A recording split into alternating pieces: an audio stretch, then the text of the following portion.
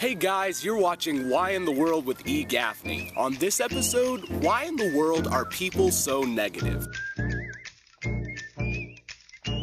Now, I like to make comparisons. Today, I'm going to compare human beings to insects. After all, when you think about it, there are a lot of similarities. For instance, there's ladies in real life. We have ladybugs in the animal kingdom. We have politicians. We have dung beetles. We have kind of cool, colorful, creative people. We have beautiful, cool, colorful butterflies. We have chilled out, kind of relaxed people. We have crickets and grasshoppers. We have negative people, and we have blood-sucking leeches. Now, on any given day, that negative person can be either you or me, but it seems like all of us have that at least one friend or one coworker, and it seems like no matter what's going on, they just can't be happy. It's a beautiful sunny day outside, and all they can do is complain about how hot it is. Or it's kind of a cool rainy day, and all they can do is complain about how it's raining and they can't go outside. It seems like with them, the glass is always half empty.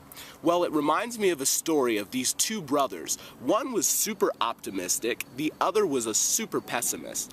And their parents were a little bit worried, so they decided to take them to see a psychologist. Now, personally, I'd have been like, they're kids, whatever, get over it. But anyway, the parents took him to see a psychologist. They did a test with the brothers. They took the pessimistic brother and they put him in a room filled with toys, all sorts of games, every kind of new video game out there. They gave him a brand new computer. They put a motorbike in the room, even a pony. He had everything that any little boy could possibly want in that room. And they thought this will help him to have a more positive outlook on life and teach him to, not be so pessimistic all the time and not to be so negative. And they took the optimistic brother and they locked him in a room filled with horse manure. They'd just brought in wheelbarrows of the stuff from a farm and filled up the room with horse manure, and they thought, well, this will teach him not to be so positive all the time, and this will bring him down to earth a little bit. It'll be a good dose of reality for him. Well, they went to check on the pessimistic brother. They opened the door to the room and he was in there crying.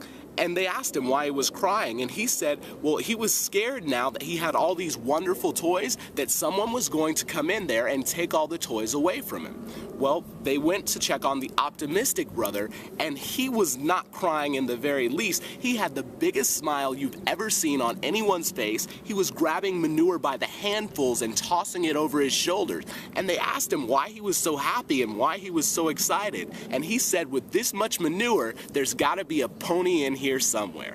So that's the thing that you guys have to remember. If you look for the positive things in life, you'll find them. And if you look for the negative things in life, you'll surely find them as well. So when you get to that point in your life where it seems like those blood-sucking leeches are just sucking all the positivity, if you will, out of life, and it seems like your life is filled with manure and negativity, keep digging, because there's a pony in there somewhere. Remember, an optimistic person sees the opportunity in every difficulty, but a pessimist sees the difficulty in every opportunity. What do you guys think? I'd love to hear about it. What makes positive people positive and what makes negative people negative? Like this video, post it to your wall on Facebook and share it with your friends, and leave me a suggestion. Who knows, it could end up in the next Why in the World video. Thanks for watching, and it feels great to be back.